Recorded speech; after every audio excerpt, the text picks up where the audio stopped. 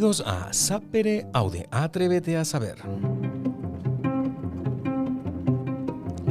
Un programa de Michael Thallium para todas esas personas curiosas, con ganas de aprender, de saber, de conocer cosas nuevas y quizás cosas que no son tan nuevas. Hoy vamos a hablar de nombres y ratones. Y para ello contamos con la presencia de Amanda Sorokin.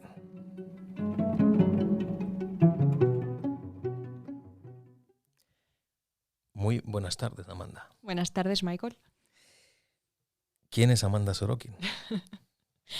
Pues mi heterónimo o yo, según lo quieras ver. Lo que tú quieras. Bueno, la verdad es que Amanda Sorokin no es mi nombre real y en un principio la idea de ponerme un seudónimo o un heterónimo pues era un puro juego literario. Era la idea de crearme un personaje y de escribir a partir del personaje, un poco a la manera de otros autores como Pessoa, es el más conocido, claro. Ese era el punto de partida y luego descubrí que eso no tenía ninguna gracia, que es mucho más divertido ser tú, que te conozcan, que cifrar tu historia de alguna manera a través de lo que escribes y no inventarte más allá de lo que la ficción literaria requiere, digamos. Bien, dicho esto, ya puedes decir el nombre real o el nombre de pila. María.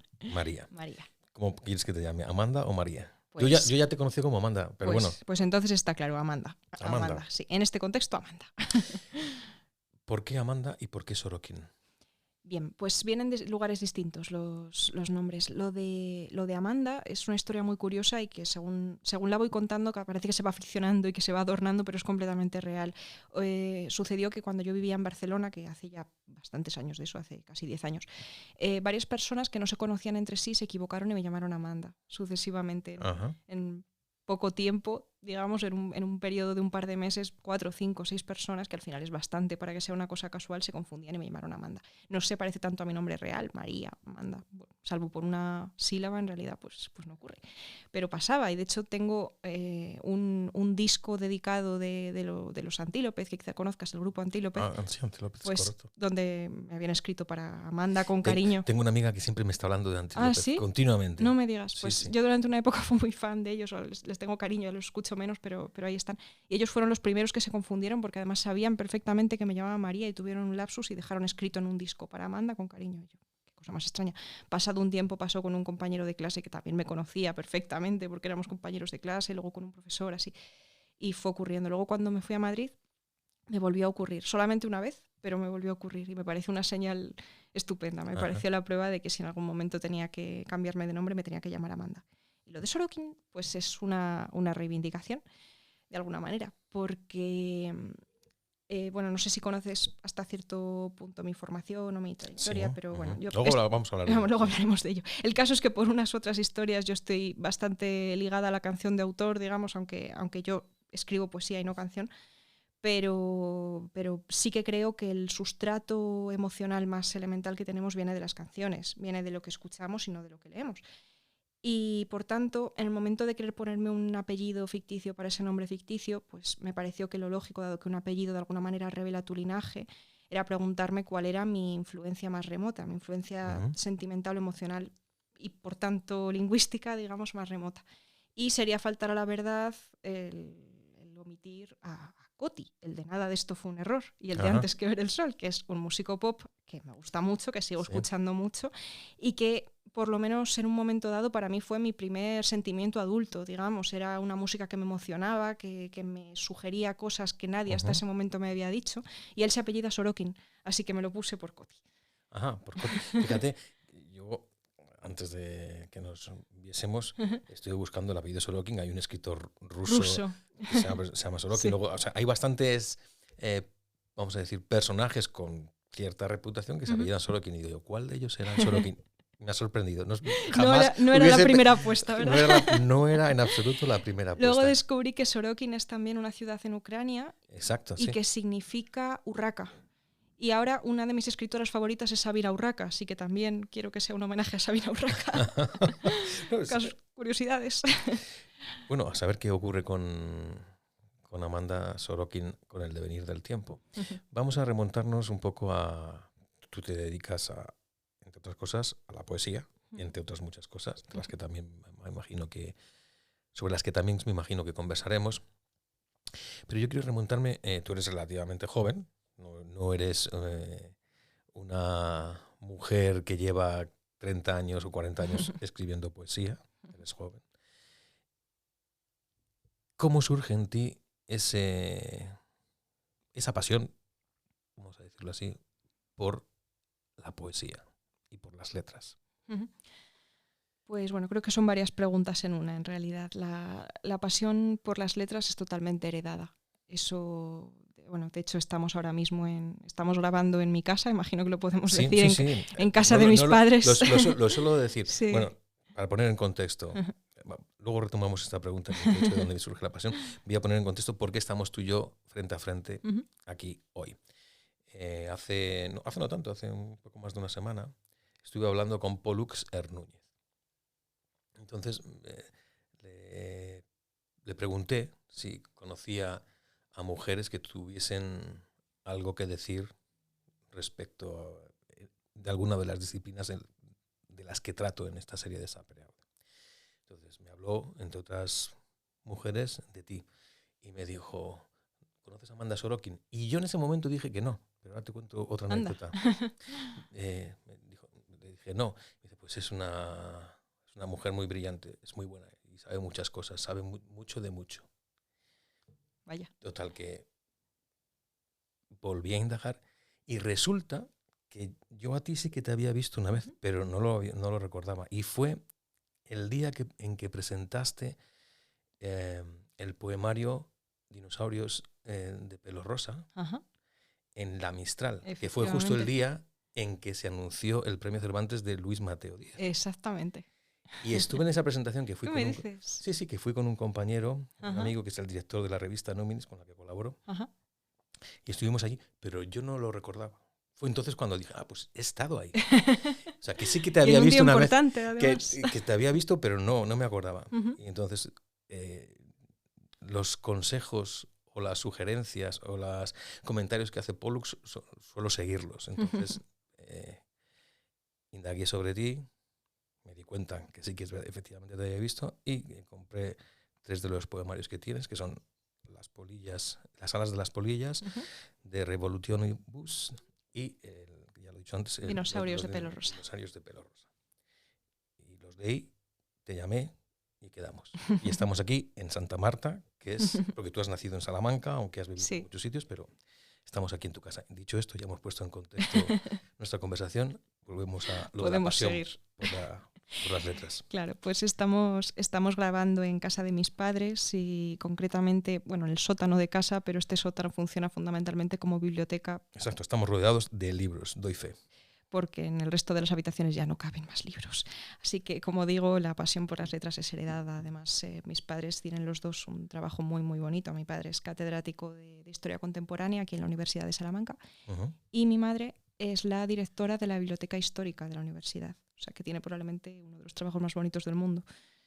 Es la biblioteca más antigua de España y una de las más antiguas de Europa. Así que, bueno, para mí era algo totalmente normal cuando era muy pequeña el que mi madre trabajara con libros antiguos, con libros de 1000 años de antigüedad. Yo no los tenía en casa, pero sí que sí iba a recoger a mi madre el trabajo con mi padre o con algún familiar, pues era el trabajo de mi madre. No me di cuenta hasta muchos años después, o algunos años después, lo importante que era eso y la labor tan bonita que ella desempeñaba y además también. Entonces, en ese sentido, pues es verdad que cuando iba al colegio y al instituto me gustaban también las ciencias, pero bueno, lo de las letras de alguna manera era un sustrato que ahí estaba. Siempre me gustaron mucho los idiomas, además aprendí varios bastante prematuramente y por tanto eso yo creo que de alguna forma configuró mi carácter y a partir de ahí llegó todo lo demás. Pero claro, eso no determina el resto de pasiones, ni mucho menos lo de la poesía. Yo conozco a científicos que son brillantes poetas o brillantes cantautores, sin ir más lejos. Así es, hay unos cuantos. Y en mi caso lo de la poesía en realidad sí que es una cosa casi de generación espontánea, porque siendo mis padres grandísimos lectores no lo eran tanto de poesía. tenían pues sus gustos, por supuesto, sus lecturas, pero no es algo que yo recibiera de una manera tan directa como sí que recibí otras influencias, ¿no? Ujú. Y recuerdo que empecé, pues como imagino que empieza mucha gente, con textos puramente privados, con desahogos, con ideas que rondaban, y sí que analizándome a mí misma percibía que no era siempre un desahogo, que intentaba darle alguna forma estética, un sentido estético, nada métrico, nada, no sé, me encontraba usando figuras retóricas sin saber por qué, digamos, y buscando imágenes y explorando a partir de la escritura. Entonces creo que ese es el germen y que en muchísimos casos lo es, pero otros autores son muchísimo más precoces que yo. La gente empieza a escribir poemas en el instituto y yo no, más que alguna vez que para clase nos pedían escribir un poema, pero era algo rarísimo. Mis primeros poemas son de 2014, más o menos. O sea, tenía ya 19 años. Permíteme que lea estas biografías cortísimas que aparecen en las solapas de los libros, en concreto en uno de tus poemarios, y que comentemos la jugada de por qué está escrito eso así, de esa manera. Esto es de hace unos años ya, pero bueno. Amanda Sorokin es uno de los heterónimos de María Esteban Becedas, Salamanca, 1995, con quien comparte solo la mitad de su biografía y educación sentimental. Estudió filología románica entre Salamanca, Coventry, Barcelona y Madrid, antes de embarcarse en una tesis doctoral sobre poesía y canción de autor extremadamente interesante y que no convence a casi nadie. Ha trabajado como azafata de congresos, actriz de doblaje, traductora literaria, correctora ortotipográfica, curadora de canciones y librera de viejo. Habla 5 lenguas vivas y 2 muertas, pero no ha aprendido a sujetar bien el lápiz. Tampoco toca la guitarra. Abandonó el tiro con arco. Las alas de las polillas, que es el poemario que tengo en mis manos en este momento, escrito durante su estancia en Barcelona y unas breves vacaciones en Siracusa, es su primer libro editado, publicado, pero no tu primer libro escrito. Así es. Y bueno, todo lo que pone ahí está escrito con cierta liviandad humorística, pero es todo verdad. Uh-huh. Entonces, estudias filología en Salamanca, luego sé que has hecho 2 máster en la Universidad Complutense de Madrid, todos ellos relacionados con el mundo de la voz, la literatura. Hablas 5 idiomas y 2 lenguas muertas. Eso igual ya era un poco decorar, pero tampoco es del todo mentira. Tampoco es del todo mentira. Bueno, te voy a poner un compromiso. Quiero que me justifiques por qué Pollux Núñez me dijo que sabías mucho de muchas cosas. Porque Pollux es muy generoso y muy buena gente. Y además es amigo de mis padres, así que también viene... Sí, mira, eso lo desconocía. Pues mira, resulta que sí, que Pollux, además de ser amigo mío, vía Luis Alberto de Cuenca, también es amigo de mis padres. O sea que hay un triángulo curioso y me conoce desde pequeña y bueno, por esa razón me tiene un afecto, entiendo que particular y por eso es tan amable, entre otras cosas. Pero bueno, es verdad que sí, mi currículum leído tal como está expresado así puede parecer impresionante. Me parece que es... pues lo que me ha dado tiempo a hacer más o menos dentro del tiempo que le he querido ir dedicando a las cosas. Pero sí, todo lo que se cuenta allí es cierto. Lo del tiro con arco, que es una cosa bastante llamativa, así según se ve. Yo hice tiro con arco 8 años, desde los 8 hasta los 16. Y me gustaba, no se me daba particularmente bien. De hecho, en los últimos tiempos tuve un cierto conflicto con el tiro con arco porque de repente desarrollé una especie de tic ansioso cuando tiraba, que era que no me detenía a apuntar. En el momento en el que la cuerda me rozaba la nariz, algo ocurría en mi sistema nervioso que me veía en la necesidad de soltar. Nunca supimos del todo de dónde venía, después de pasar por varios psicólogos deportivos. Y al final lo dejé, no sintiendo tampoco que tirara la toalla, sino que eso era el síntoma de que quizá lo debía dejar porque tampoco me había apasionado, realmente me gustaba, lo disfrutaba sobre todo al principio. Pero bueno, las cosas no tienen que durar para siempre para ser importantes. Y esta frase creo que es de una película, creo que no es mía, pero no sabría decir ahora mismo de qué película es. Y bueno, claro, hice aquí la carrera, mi título de grado es de aquí, pero ya mis viajes empezaron durante la carrera, porque aparte del Erasmus en la Universidad de Warwick, en Coventry, como he señalado, pues mi año en Barcelona y mi primer año en Madrid fueron también años de la carrera, porque me dediqué a solicitar becas de movilidad y de esa manera pues hice la carrera en 5 años, pero en 3 lugares diferentes. Y en 4, perdón, contando con el año de Madrid, claro. Y luego ya los 2 másters fueron en Madrid y ahí me quedé. Y lo de los idiomas, pues bueno, claro, empecé a hacer inglés de muy pequeña, porque ya los que hemos nacido en el 95 todos estamos haciendo inglés desde que tenemos 3 o 4 años. Empecé con el francés un poquito antes de entrar en el instituto. Empecé portugués justo al empezar el instituto, quizás en segundo, ya no me acuerdo bien. Sí, con 14, 15 años. Y luego ya me metí con el italiano y luego con el catalán. Y bueno, el catalán es el que menos escribo, digamos, y lo hablo regular, pero lo entiendo perfectamente. Y los demás, pues con los años me he ido certificando. Si los exámenes son fiables, pues tengo un C1 de todos. Así que bueno, me manejo bien y es algo de lo que me siento muy orgullosa. Y que durante mucho tiempo pensé que iba a ser algo muy determinante en mi vida y en mi carácter, y al final pues quizás lo ha sido en mi literatura, pero no tanto en mi vida profesional, porque aunque hice un máster de traducción literaria, pues al final mi tesis es de literatura española y estoy en un departamento de literatura española y mis idiomas pues ahí están, salvo cuando hablo de vez en cuando con mis amigos italianos o franceses, pues ahí ha quedado, pero es algo de lo que me siento orgullosa, sobre todo curiosamente del portugués. Creo que es algo casi raro, casi exótico, incluso siendo de Salamanca, que es una ciudad fronteriza. Sí, muy cerca de Portugal. Sí, es algo que llama la atención cuando lo cuentas y que para mí fue muy, muy interesante. El estudio del portugués, esas horas en la escuela de idiomas en Salamanca, eran unos horarios criminales, eran 3 horas de clase, a lo mejor de 4 a 7, con un sopor inmenso a ciertas horas, tal. Yo las recuerdo con mucho, mucho cariño, aprendí mucho y sí, yo creo que de cierta manera sí que terminaron marcando mi carácter. Uh-huh. Por la serie de Sapere Aude han pasado grandes poetas, entre otros, no quiero dejarme ninguno sin nombrar, pero Eloy Sánchez Rosillo, Tomás Sánchez Santiago, María Ángeles Pérez López, José Mateos, Pedro Sevilla, Ángel Luis Prieto de Paula, que a él no le gusta que le digan que es poeta, pero es un enorme poeta, lo vuelvo a decir por segunda vez en esta serie, y doy fe de ello. ¿Quién más así?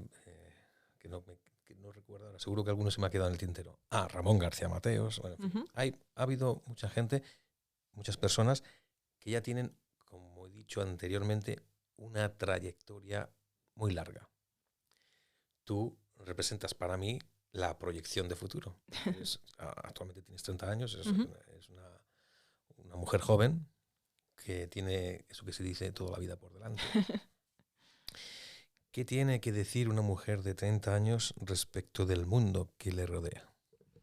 Caray, bueno, yo parto de una idea en el momento de escribir, porque ahora pienso más en mi escritura que en lo que yo tengo que decir como persona, que es que todos tenemos grandes causas y preguntas y que no tienen por qué ser cuestiones de interés humano, pero dado que atañen a un humano, en el fondo lo son. Quiero decir que no somos tan diferentes entre nosotros.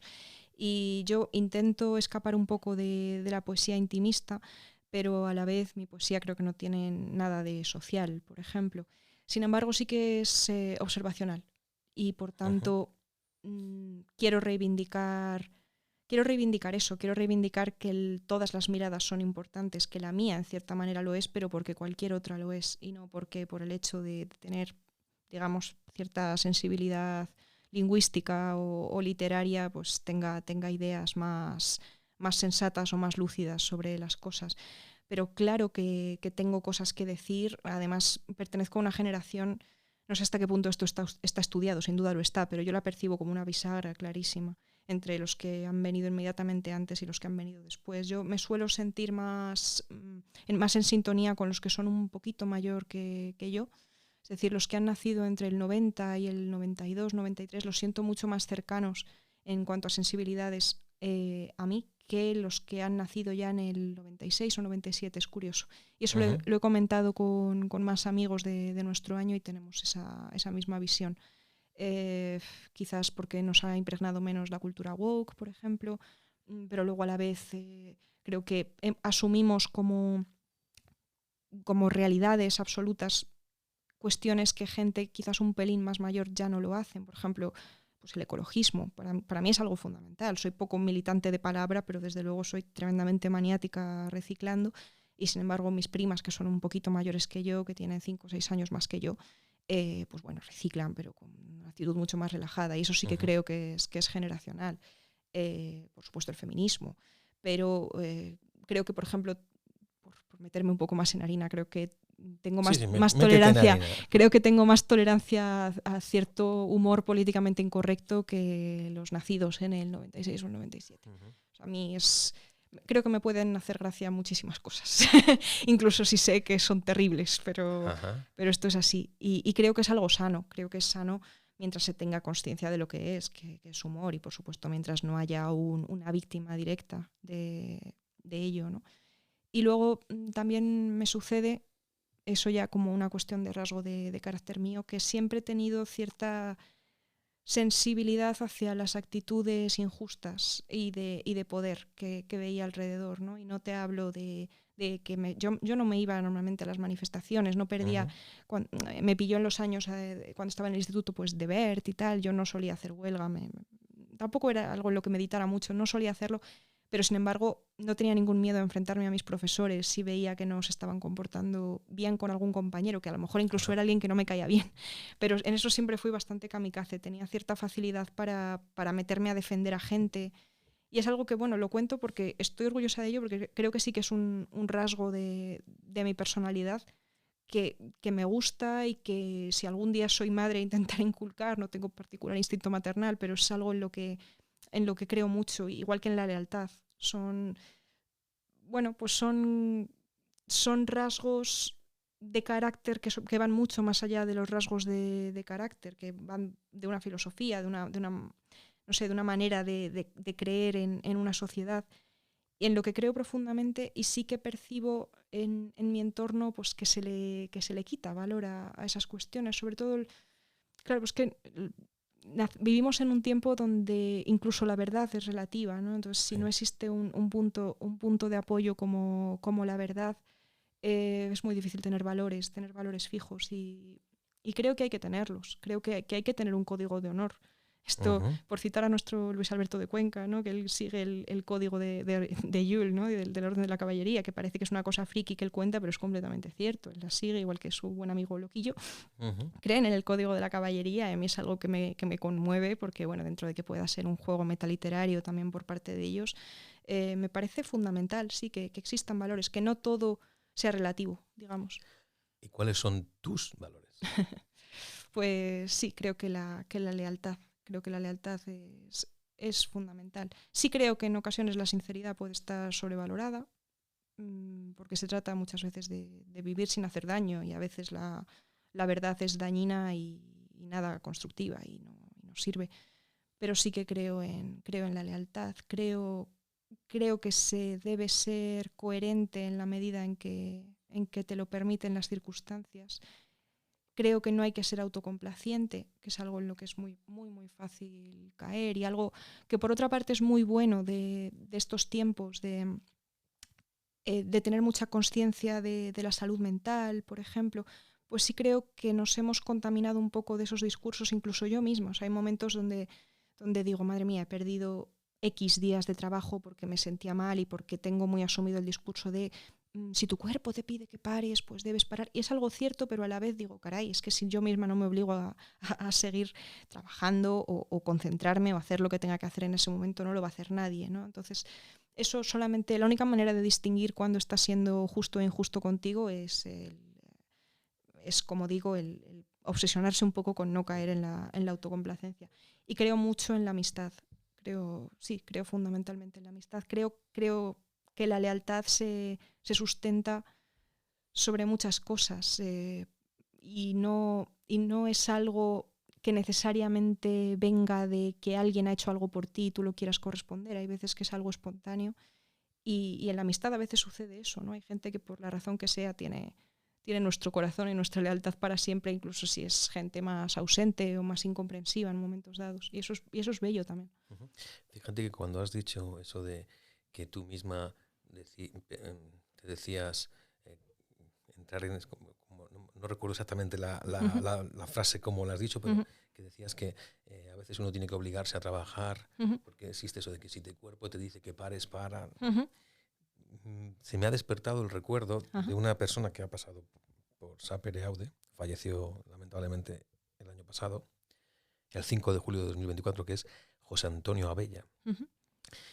Y la última conversación que tuve con él, antes de fallecer, me dijo una cosa que se me ha quedado grabada. Me dijo muchas cosas, pero esa, él estaba ya muy, muy, muy mal, y me dice, estaba haciendo correcciones de libros, de novelas suyas, estuvo trabajando hasta el último momento.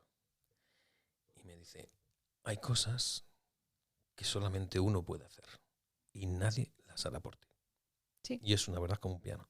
Así es, totalmente. ¿Qué les dirías a esas personas que dicen la poesía? Eso, lo leen 4 gatos. ¿Para qué sirve la poesía? Bueno, es que decir que no te gusta la poesía es como decir que no te gusta comer, ¿no? Pues no te gustarán algunas cosas, pero otras sí. Yo es que en ese sentido soy quizás políticamente incorrecta o laxa. Creo que tampoco hay que obligar a nadie a nada. Quiero decir que sería maravilloso que existiera una sensibilidad colectiva y compartida hacia la poesía, pero también creo que va en parte de su esencia el que eso no suceda, ¿no? A la vez me parece, digamos, razonablemente bien que existan ciertos autores de poesía o de formas literarias que pueden pasar por poesía que llegan a las masas. O sea, yo en ese sentido no soy particularmente apocalíptica. Me molesta que se les considere a la misma altura que otros grandísimos autores que admiro, porque creo que no es lo mismo. Creo que esto es una cosa más formularia y que responde a ciertos patrones que funcionan y demás. No tengo claro incluso ese argumento que se suele dar a favor de estos autores de si tú lees un libro de X cuando tienes 15 años, a lo mejor con 20 estás leyendo a Lorca. Pues sí, o puede que no. Pero a lo que voy es a que tampoco pasa nada. Quiero decir que es que no somos misioneros y no es... Pues si alguien me dice no me interesa la poesía, diré pues es una pena porque te pierdes cosas maravillosas, pero a lo mejor tú disfrutas con algo de lo que yo no sería capaz de disfrutar y por tanto no seré yo quien te diga que lo hagas. Sí que es cierto que, como decía, creo que hay tantos tipos de poesía como autores y me resulta muy difícil de creer que no se pueda alcanzar una sensibilidad, que exista una sensibilidad a la que ningún tipo de poesía puede tocar y eso, claro, requiere una búsqueda. La cuestión es si merece la pena esa búsqueda, porque luego las vidas y los tiempos son limitados. ¿Y con qué cosas disfrutas tú, aparte de la poesía? Pues me lo preguntas en un momento donde yo también me lo pregunto a mí misma, porque hace bastante que vivo en una especie de burbuja autorreferencial complicada en ese sentido, porque se mezclan constantemente mi vida personal, mi vida literaria y mi vida académica, y al final todo mi tiempo pues se va en eso.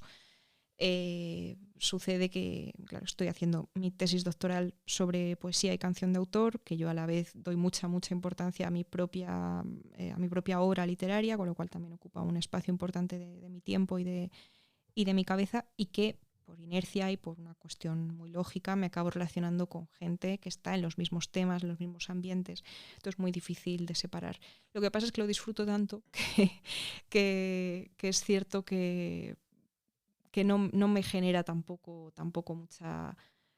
mucho desasosiego, más allá de cierta paranoia pues de que estoy todo el rato pensando en lo mismo. Pero si tengo que salirme completamente de lo literario, lingüístico, musical, pues me gustan cosas bastante frívolas. Me gusta mucho hacerme la manicura y la pedicura, me gusta hacérmelas a mí misma y a mis amigas y a mis padres. A mi padre obviamente no le pinto las uñas, pero me gusta arreglarle los pies.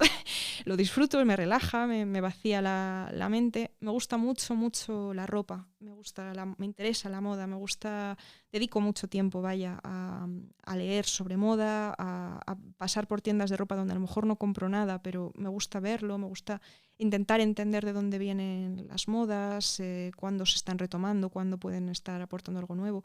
Y bueno, generarme una estética un poco personal. Realmente le dedico tiempo a pensar lo que me pongo y también eso, como digo, me vacía la cabeza y lo disfruto. Y me gustan los videojuegos.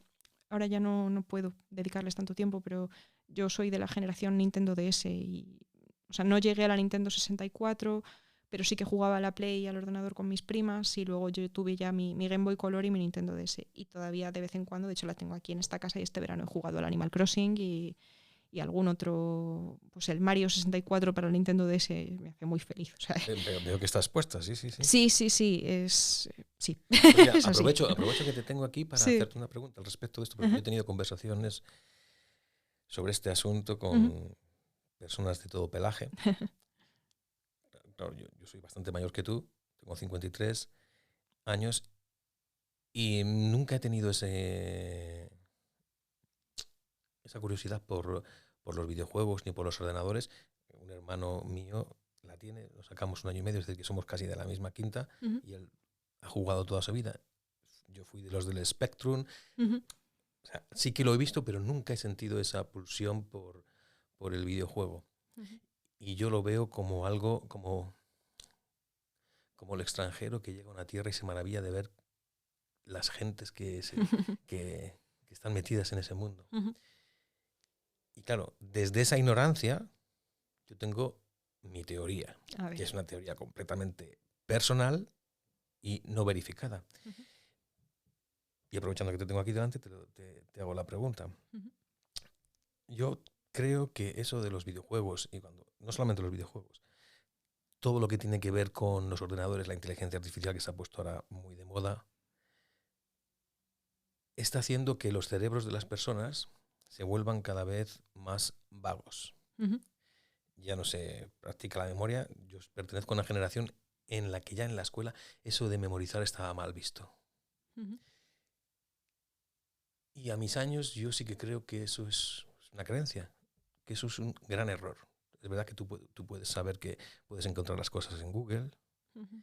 pero la capacidad de concentración y la capacidad de recordar Ujú. creo que disminuyen, y eso tendrá algún efecto en la sociedad del futuro. Te Ujú. pregunto a ti, que tú lo has vivido.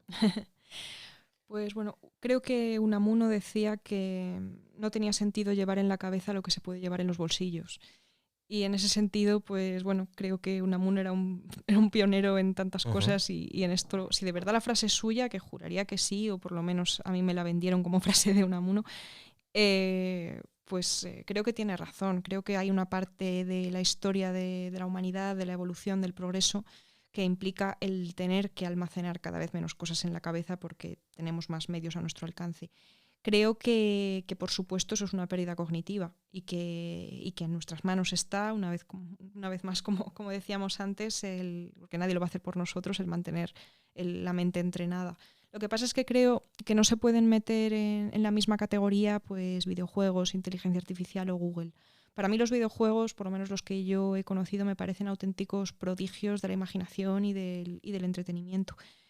Concretamente el que mencioné antes, Animal Crossing, tiene un guión fantástico.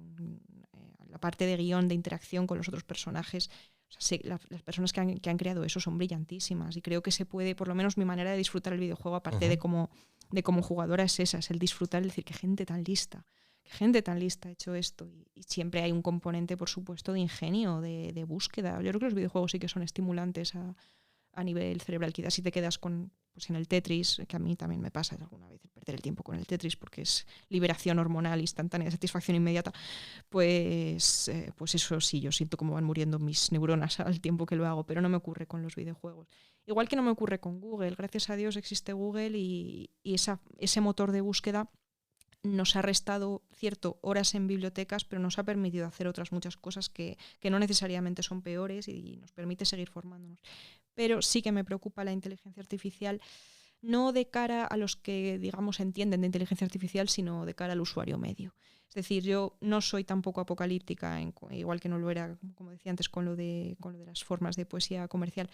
No soy apocalíptica en cuanto a la IA, creo que es una herramienta que sin duda va a ser útil, sobre todo, me imagino, en ciencia, en investigación en ciencia, mucho más que en humanidades. Eso no nos podemos imaginar las ventajas que puede tener, pero por supuesto que me preocupa y además como aspirante a docente universitaria me preocupa lo que se puede hacer con el ChatGPT que te quita trabajo, porque claro, si ya nos encontramos desde hace tiempo pues errores en libros de investigación porque dice esta persona se ha fiado, a lo mejor ni siquiera de Google o de Wikipedia, se ha fiado de este otro autor que lo citaba y has dicho cómo va a estar mal esto, ¿no? Y lo has puesto tal cual y al final era trabajo tuyo comprobarlo, también no lo has comprobado. Bueno, pues todos tendemos un poco hacia esa vagancia. Y claro, lo increíblemente fácil que pone la vagancia la IA, pues es preocupante, por supuesto. Creo que lo que tenemos que hacer también, responsabilidad individual y quizás en este caso también colectiva, es educarnos en su uso. Y imagino que legislar, controlar, son temas de los que no sé absolutamente nada y me da miedo hablar de ello y decir tonterías, pero sí que le veo, por supuesto, un riesgo, quizás también a la hora de valorar el esfuerzo, no solamente, o sea, creo que tener información accesible es algo bueno, sin matices, es algo bueno, pero por el camino se pueden perder, como decíamos, los valores. Yo sí que creo en el esfuerzo, pero no porque crea que las cosas deben ser difíciles, sino porque uno aprende mucho de uno mismo cuando se está esforzando. Y aprende incluso sus limitaciones, que también es muy bueno conocerlas, porque puedes ahorrarte mucho tiempo y dejar de dedicarte a cosas que no te llenan, que no se te dan bien. En fin, creo que sí que va a haber un cierto cambio de paradigma. Creo que es evidente que ya está sucediendo y me preocupa. No obstante, creo que en este caso los videojuegos no tienen nada que ver. Yo los defiendo, no lo puedo evitar. Bien, a lo mejor alguien que nos esté escuchando, que sea así un poco suspicaz o perspicaz, se esté preguntando, ¿por qué este episodio se titula De nombres y ratones? ¿De qué están hablando que tenga que ver con nombres y con ratones? ¿Qué opinas tú de esta galaxia de nombres y ratones? Pues bueno, ese título es un verso inédito del que será mi próximo poemario, que saldrá a principios del año que viene. Y tenemos que decir que estamos en agosto de 2025 para que quede constancia. Exacto, así que estamos hablando del invierno-primavera de 2026 en cuanto al poemario nuevo. Y bueno, es un verso que me parecía sugerente, sin que necesariamente le encuentre un sentido claro. Yo tiendo a creer que cuando un verso resulta sugerente, aunque no sepas explicarlo, es porque tiene un sentido. Tiene un sentido que en algún momento lo descubres o lo vas indagando. Y en el poema en el que está inserto, con lo de la galaxia de nombres y ratones, a lo que me refiero es digamos, al mundo privado de cada uno. Yo creo que la vida de cada cual no deja de ser una galaxia de nombres, de un sistema, ¿no?, de nombres que interaccionan, que ocupan un determinado lugar, casi como la teoría de los polisistemas en teoría literaria. Pero yo lo percibo mucho así. Cada vez me gusta más en mis propios textos incluir nombres reales de gente. Al principio, tú que has leído mis libros lo habrás percibido, pues eran poemas más abstractos. Sí. Eran poemas más abstractos, más genéricos, también por una idea equivocada o no, de que debían servir para cualquiera, de que cualquiera se debía poder identificar. Luego me interesa más un poco la labor de atestiguar, de contar, pues bueno, mi historia o no necesariamente la mía, porque eso no le debería importar a nadie, sino, bueno, yo estuve aquí y aquí está escrito, como dice José María Micó en una canción. Me parece que las personas que forman parte de nuestra vida merecen su lugar también en nuestros textos, ¿no? Y me parece interesante meter nombres. Es un homenaje o una faena, según se quiera ver, pero bueno.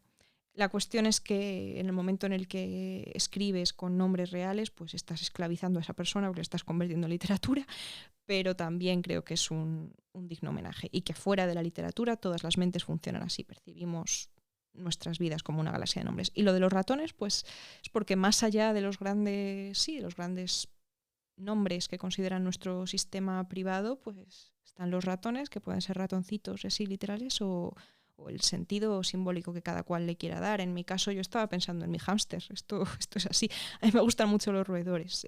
Precisamente el otro día estaba recordando con mi familia, estábamos descubriendo así en una conversación que todos tenemos recuerdos del primer día de colegio. No sé si es tu caso, Michael, aunque fuéramos muy pequeños. Uh-huh. Sí. ¿Recuerdas vagamente algo? Sí, tengo recuerdos Sí.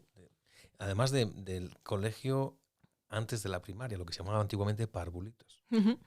Pues así es. En mi caso yo había ido a la guardería y tenía muy mal recuerdo de la guardería, pero desde que entré en primero de infantil con 3 años me sentí muy a gusto y muy bien. Y algo que recuerdo nítidamente de ese día es que en clase pues teníamos animalitos, teníamos un canario y teníamos hámsters. Y para mí los hámsters pues eran una sensación de estar en casa porque una de mis primas tenía hámsters. Entonces era de repente pues el llegar a un lugar nuevo con gente nueva, pero había esos bichitos tan monos que eran como los que tenía mi prima y por tanto era como no moverme. Y siempre me gustaron mucho, pero luego nunca tuve mascotas hasta hace solamente un par de años, que ya estando en Madrid, en mi casa y tal, fui un día a comprarme una planta y volví con un hámster. O sea, no sé exactamente qué pasó en mi cabeza, pero fui a un vivero donde también vendían animales, me quedé mirando unos hámstercitos bebés de la raza Roborowski, que son hámsters enanos, y bueno, me fascinaron, me parecieron una ricura absoluta y no sé qué clase de impulso tuve que adopté a mi primer hámster, al que llamé Copérnico. Y Copérnico que está muy presente en tu vida exactamente, literaria. Exactamente. De hecho, por eso le puse el nombre al hámster. Yo ya tenía escrito de Revolutionibus. Eso, si te parece, vamos después a eso. Pero... Yo lo dije, creo que lo dije al principio, me parece, no lo recuerdo, pero de Revolutionibus es uno de tus poemarios. Eso es el primero que escribí, el último que se ha publicado, pero el primero que escribí. Y por eso llamé Copérnico a mi hámster. Vivió el pobrecito pues un par de años, no llegó a los 3 años, viven muy poquito. Y fue muy dramático el día que murió, la verdad. Pero descubrí que algo se reconfigura en el cerebro humano en el momento en el que compartes tu hogar con una mascota. O sea, yo no me lo podía imaginar, encima siendo una mascota que a priori parece como una forma de vida tan simple, ¿no? Como puede ser un hámster, un ratoncillo. Son, aparte de increíblemente listos y sensibles, algo, no sé, por lo menos en mi caso sucedió. Siempre me habían gustado los animales, pero en el momento en el que empecé a vivir con Copérnico, me empezaron a gustar más. De repente tenía la sensación de que había una especie de alma animal colectiva que yo sabía amar de alguna forma y que antes solamente miraba desde fuera y ahora estaba dentro. Era algo puramente subjetivo, pero me pasaba. Y se convirtió, claro, en un ser importante en mi vida, que vivía conmigo y que al final asistía a todo lo que me sucedía. Luego se murió Copérnico y adopté a Olivia, que es mi actual hámster. Y ahora mismo solamente me imagino con hámsters. No he sentido la tentación de adoptar un perro ni nada parecido. Me gustan mucho los hámsters Robolowski. Casi también es un rasgo de mi personalidad, así que me los quedo. No sé si en esa galaxia en la que tú vives la memoria es algo importante, porque, como ya te dije antes, por aquí han pasado varios poetas y a casi todos o a todos les pedí que recitasen algún poema. Puede ser uno tuyo o uno de otro, un poema que a ti te guste. No sé si tú de memoria te conoces alguno de los tuyos o prefieres tirar del libro. Para que quede constancia de alguno de tus poemas. Seguramente sí me sabría alguno de memoria. Si me concentrase mucho. Me da miedo meter la pata, pero lo puedo intentar. Pues inténtalo. Si meto la pata, pues bueno, salvo los lectores muy avezados, nadie se dará cuenta, así que lo voy a intentar. Se titula Anacronismos y pertenece a De Revolutionibus, que como digo es mi último libro publicado, pero el primero que escribí, y por tanto este poema pues lo he recitado mucho a lo largo del tiempo, porque además bueno, es resultón, casi funciona como una especie de single, es con el que cierro normalmente los recitales. Y dice así: aunque me perdí la Olimpiada de Barcelona, y el amor, dicen, no tiene edad, como el latín, las moscas y los volcanes, no puedo ocultar que estoy envejeciendo. Yo, que me marchito todas las primaveras, me estoy haciendo vieja, como esos rótulos mal escritos en inglés, las tiendas de electrodomésticos, los cibercafés, muy vieja, como la palabra sostén, como el terciopelo barato y el cine de Buñuel, vieja, como Vichy, Catania y Lisboa y la dulce garganta de Serrat. Viviré 100 años como tantos romanistas, pero vieja, como los autocares de provincias, los baños de la facultad, vieja de carretera en carretera. Aunque siempre me gustó vivir al revés. Quizá a mis 50 acabará el declive y vendrá entonces la ligereza que nunca tuve, mientras a amigos y amantes empiezan a pesarles las alas y las espaldas, el granizo en la palma de la mano, las nubes en el pelo. Por eso, en días como este, en que tengo la energía de un sauce llorica y he prestado por ahí mis ansias de aventuras, me calma pensar que habrá tiempo para todo, incluso para secar los años de arcilla y escayola. Cuando sea joven, devoraré cerezas a 2 manos. Fíjate que has elegido un poema que cuando yo lo leí, según lo estaba recitando, lo estaba recordando. Y te voy a hacer la pregunta ahora, porque yo dije, ¿cómo puede? Porque ese poema lo escribiste muy joven. Sí. ¿Cómo puede una chica tan joven decir que está envejeciendo? ¿En qué galaxia vive para decir que está envejeciendo? Bueno, porque siempre he sentido que vivía a destiempo, que no me sucedían en su momento las cosas que me debían suceder, o que a mi alrededor todo tenía siempre unos cauces un poco más, no sé si normativos, bueno, más normales, casi te diría que más normales. Sí, era un sentimiento que tengo desde la infancia y creo que no es algo tampoco tan raro, creo que a muchos nos sucede, ¿no? Y sobre todo pues dentro de estas sensibilidades nuestras, digamos. Sí, yo percibía eso, percibía que para que a la gente en general se le daba mejor que a mí el ser feliz, el estar a gusto, un ejemplo muy tonto. Pues cuando eres niño te debería apetecer irte de campamento. Pues a mí no me apetecía. Y no es que no me gustaran los otros niños, no me gustara la gente. Pues no me gustaban los chicos, ni las chicas, ni nadie cuando me preguntaban si me gustaba alguien. Luego la gente en la que yo me fijaba pues era gente que solo a mí me parece, yo le veía algo especial que nadie más veía, digamos, era algo constante. Y que creo que me acompañará durante toda mi vida porque, para empezar, porque es un espejismo, porque al final pues sí que es cierto que hay gente a la que le viene todo mejor dado en cuanto a que tiene un carácter, pues no sé si más abierto, más laxo, no lo sé, y las cosas que le suceden pues van a un ritmo más normal. En mi caso pues me he acostumbrado a ello, quizá me siga sucediendo, quizá no, pero bueno, escribí este poema, pues lo hice en Barcelona. Aunque lo metí en De Revolutionibus, es un poco posterior al grueso del libro. O sea, este poema es de 2017, con 22 años. Lo escribí concretamente... Y ya envejeciendo. Y ya envejeciendo. Sí, quizás atravesaba un periodo de mayor tristeza, que en general ya no me sucede. Sí que tuve una cierta sensación de que la tristeza me acompañaba siempre cuando era adolescente y en los primerísimos años de la juventud. Pero todo cambió mucho también cuando empecé a escribir y cuando me metí en el mundo literario, digamos, porque descubrí que había mucha más gente como yo y a la que le interesaban las mismas cosas que a mí, y con la que podía hablar de estos temas, y por tanto pues hice amigos estupendos, me enamoré de hombres estupendos, no sé cómo decir, descubrí un poco mi nicho y mi lugar, y este poema ya pertenece a esa época, pero lo escribí recordando, evocando un poco más todo lo que había sucedido en años anteriores. Has dicho, me enamoré de hombres estupendos. Para ti, ¿qué es lo importante, en este caso en un hombre? ¿Qué es lo que a ti te atrae de un hombre? Caray, pues basándome en la experiencia, en el tipo de parejas que he tenido, de hombres que me han gustado, pues yo valoro la creatividad, curiosamente.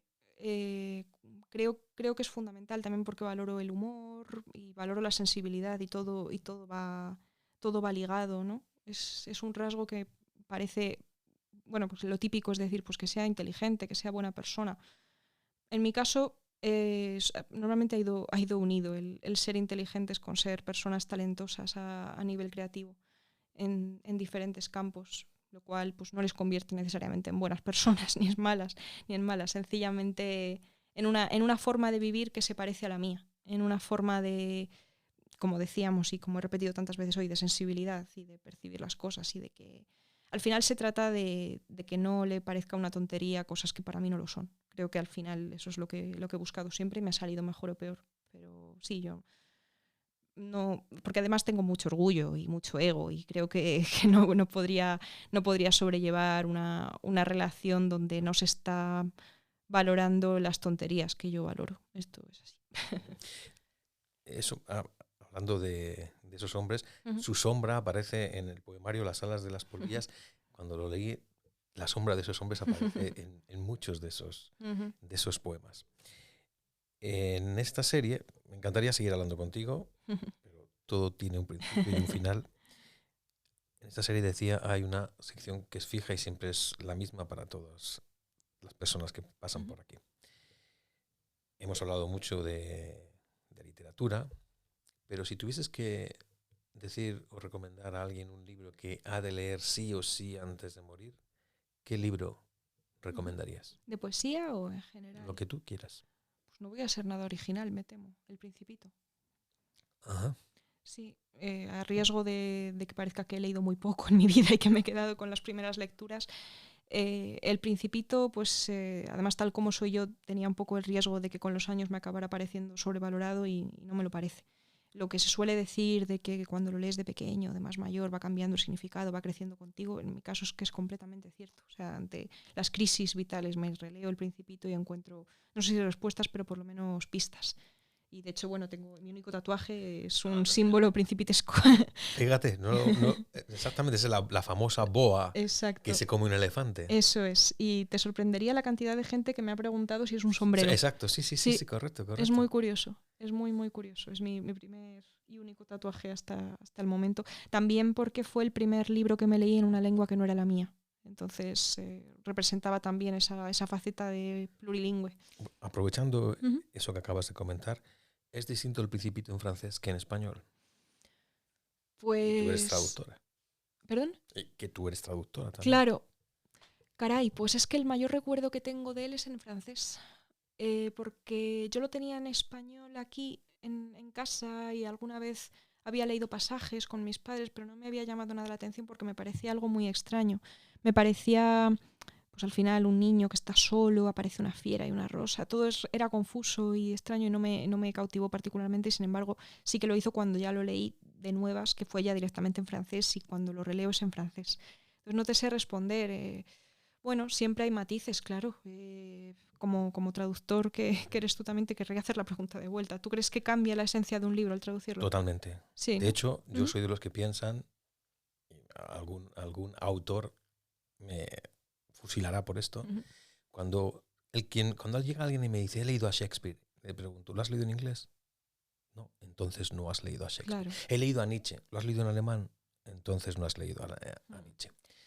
Es verdad que no podemos hablar todas las lenguas, y esa es la razón por la cual yo no leo traducciones, salvo excepciones, porque me interese mucho lo que tenga que decir el traductor. Que decir, bajo la cobertura de otra persona. Miguel Sanz, por ejemplo, Miguel Sanz de alemán, pues, algunas cosas de las que traduce él, las leo porque las ha traducido él. Yeah. Pero no porque tenga especial interés. Eso es curioso, ¿no? Cuando se hace un nombre de autor y el propio traductor, quiero decir, que nos interesa lo que ellos han hecho. Al respecto de eso, te puedo contar una anécdota.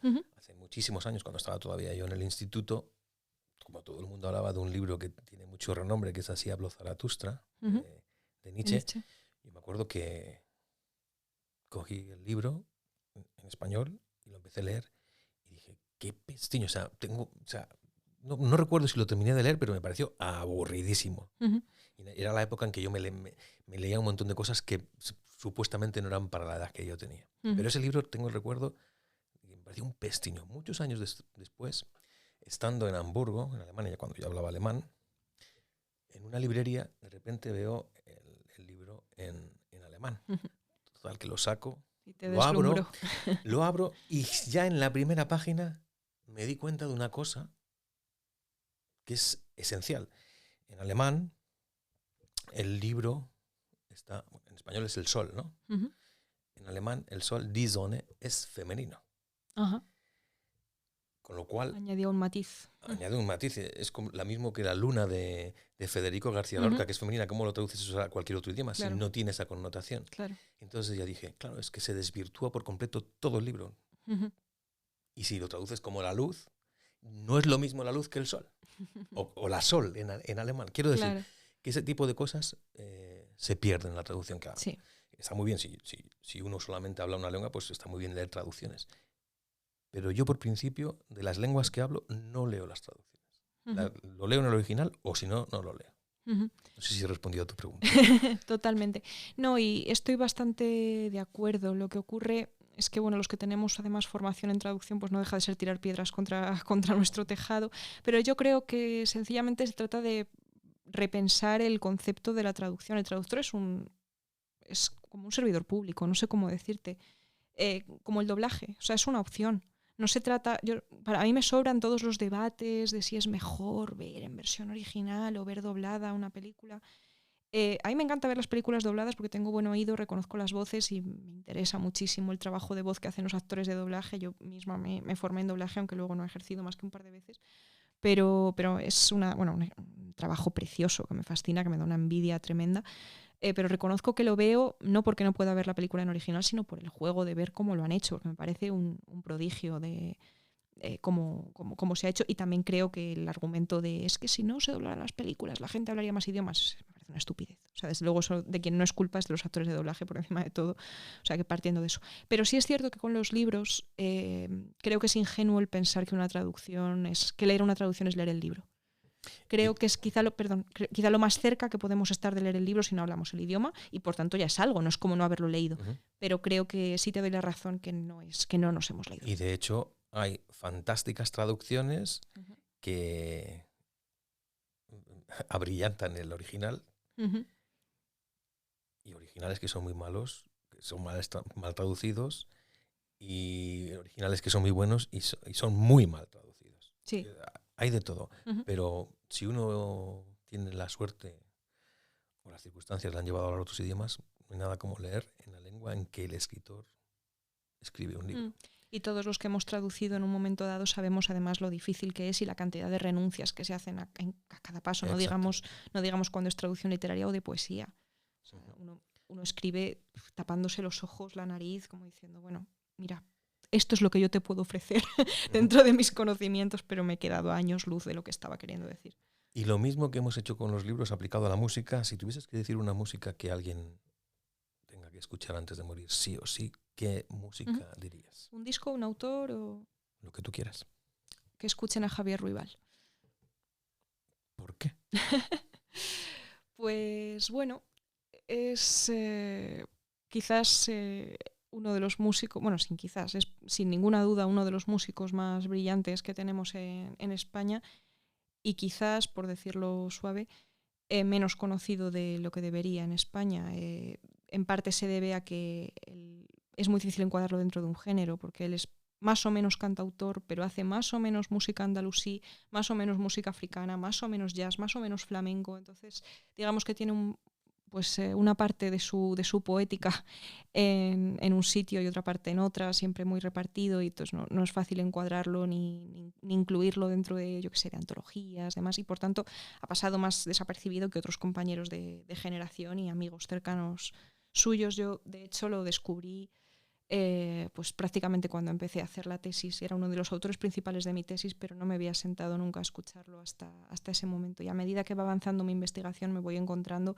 con las dos cosas. Me voy encontrando con gente que ya lo sabía, que ya habían descubierto a Ruibal muchísimo antes y que llevan años diciendo hay que escuchar a Ruibal, y con lo contrario, pues a gente a la que también le había pasado desapercibida y que cuando lo descubren ven que es una maravilla. Y creo que es una cuestión de justicia poética e histórica, y de educación sentimental también, de alfabetización emocional, o sea, de nuestro país. O sea, hay que escuchar un poco más a Ruibal porque canta como nadie, toca la guitarra como nadie, escribe como nadie, y además nos remite a un lugar de nuestras raíces un tanto desatendido. Así que invito a todo el mundo a escucharlo, Pues y a los que ya lo escuchan a celebrarlo más. Pues dicho queda, Javier Ruibal. Yo tengo que confesar que no lo he escuchado, así que Pues ya después tienes algo que hacer hoy. tengo algo que hacer, lo haré. Y ahora la petición. Imagino que dentro de muchos años, alguien tiene la fortuna de escuchar la voz de Amanda Sorokin o María en agosto de 2025, con 30 años, que ya cuando tenía 22 decía que estaba envejeciendo. ¿Qué mensaje te gustaría dejar para alguien que te escuche dentro de muchos años, 500 años, 1000 años? Caray, pues que no somos tan diferentes, que nada es tan importante, que existen buenos motivos para todo, y que tenemos que encontrar nuestras propias batallas y librarlas hasta donde nos sea posible. Que tenemos que, volviendo al principio de la conversación, que tener principios y valores y creer firmemente en ellos y reivindicarlos, porque al final lo único que nos va a sobrevivir no es ni siquiera lo que escribimos, sino lo que hemos podido sembrar en los demás, también en el sentido de que en nuestro entorno, aunque no queramos, dejamos huellas positivas o negativas. Y lo mejor que podemos hacer es dejar una huella positiva con alguna forma de enseñanza, sin que eso implique que vayamos dando cátedra. Creo que de alguna manera sí que tenemos en nuestras manos que los demás y nosotros mismos estemos en un mundo más habitable y mejor en el sentido en el que se le quiera dar. Y que el primer punto de partida para eso es ser íntegros y conscientes, de alguna manera, conscientes de que estamos aquí, de que estamos viviendo y de que todo tiene sentido. Pues Amanda Sorokin, muchísimas gracias por haber formado parte de Sapere Aude. Gracias a ti. Y esperemos que sigamos atreviéndonos a saber siempre. Claro Gracias. que sí, gracias a ti.